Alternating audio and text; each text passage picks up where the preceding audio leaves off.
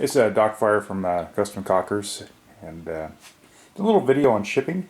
I've seen a lot of folks, Facebook and some other stuff, talk about shipping, and seen some some pretty bad guns that have come in, been shipped pretty poorly and damaged. And you know, a lot of times we get it. You know, paintball folks are cheap.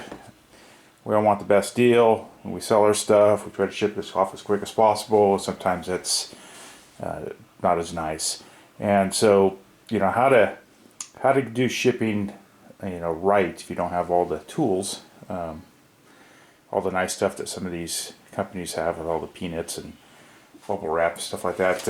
If you don't already do it, you know, I would be saving those peanuts and bubble wrap, and I give a big box of that stuff, and I save that stuff. But most of us all ship U.S. Postal in these medium flat rate boxes we've all seen before. And they tend to fit a cocker pretty good. It's pretty tight fit in there.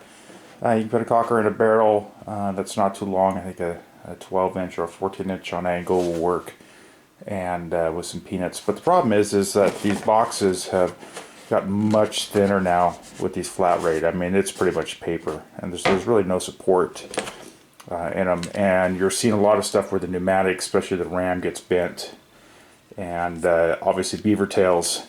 And if you are new to shipping any type of Autococker products or any of these paintball guns, it's always take the beaver tail off. Just do the person a favor, and you know how to kind of you know, what we're going to kind of show here today is how to prevent or reduce the risk of having your ram destroyed in shipping, because the postal workers in some areas are just pretty rough. My area, I have pretty good luck with them. They were all local folks, and we know them all. And but I've seen some stuff come in. It's just been destroyed. You know, the key thing is never reuse these free boxes. If you get one in, you can order these online at the U.S. Postal Service. They'll send you a big pack of them. They're free, so don't reuse ones that were sent out. You know, just recycle those or whatever you want to do with them. Burn them in your wood stove or whatever, if you can do that. So kind of here is we're going to show how to package one of these with really a minimal amount of cost. And so the items you're going to need are, you're going to need some zip ties. Okay, and I get these long ones. They're about 12 inches long, and you'll need about 3 of them, 2 to 3 of them. You can get these at like Harbor Freight tools at your parts stores, at Walmart and Kmart, all those funny places. You know, don't buy the really cheap ones, but you don't have to buy the really super expensive ones. Just I buy a big giant bag of them. You'll need a poking device. I have a long Phillips screwdriver. Obviously, your marker. A Sharpie pen is always handy. Helps you write the address also. And then a second priority mailbox. Okay, and so I'm going to kind of go through the steps that I do. So first we create the first box, right? I'll put that off to the side. We'll take this guy.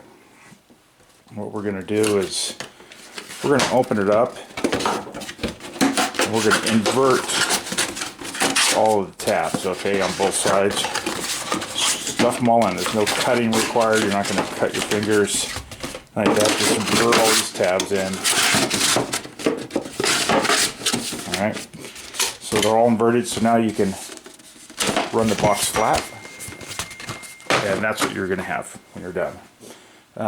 You know that the edges of the boxes, you know, here's an edge, so it's a little bit bigger. So what I do is decide if you want to ship it like that or at an angle, and I try to center this on the box as much as possible. I don't know where I put that Sharpie. Must have fallen on the ground. Oh, here it is.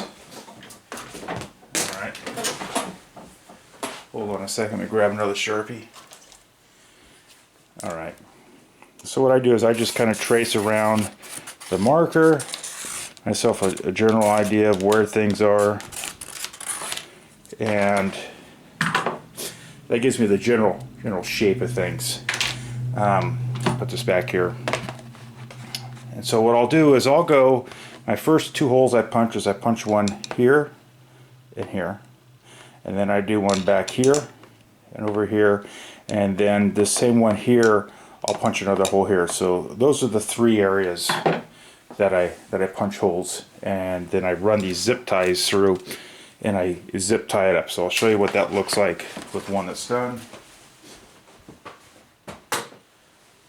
Alright, so here's one that's done. Alright, I'm going to zoom in here a little bit. You see the zip ties.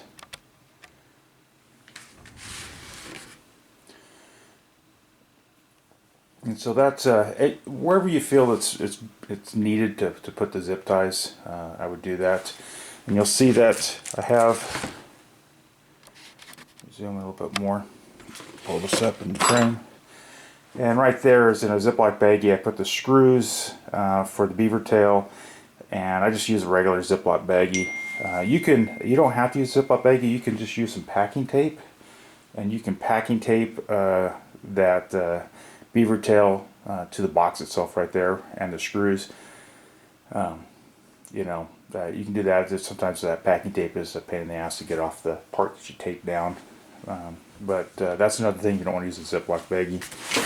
Let me zoom out here real quick. So that all looks all fine and dandy.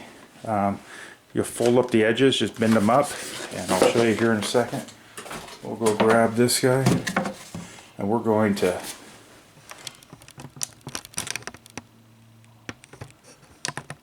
shot of my computer there. And so I'm just going to put this inside, just like that, and you'll see that I'll be able to fold that right up and tape that off. So don't trust this sticky back tape, folks.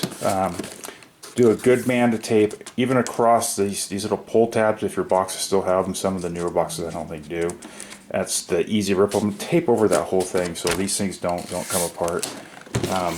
This box I didn't tape it up because it's just for demonstration. Let's take everything out and I'll show you that this stuff, it doesn't move. I mean, it's really on there tight. Okay, so this is one way to ship these things. Is to zip tie it like this. You know, I also recommend that you put packing peanuts in there. This kind of keeps the item kind of centrally located in that box, and at least keeps one side protected with a thicker bit of cardboard, and then the other side you can put packing peanuts on. And you know, that should work out pretty good. If you're worried, if you're still worried about the pneumatics on the front here, you can put some more cardboard around there. You can cut some cardboard out, but it took me about maybe 5 minutes to punch the holes, run the zip ties through, zip tie it tight, and then throw it in the box. So it's just a real quick way of shipping these things. You know, really nice.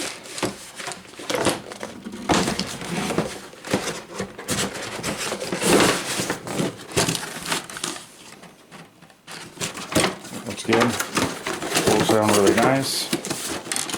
And what's nice is it locks it in there. And this thing's locked in there. So it's just one way of doing it. Alright, thanks folks.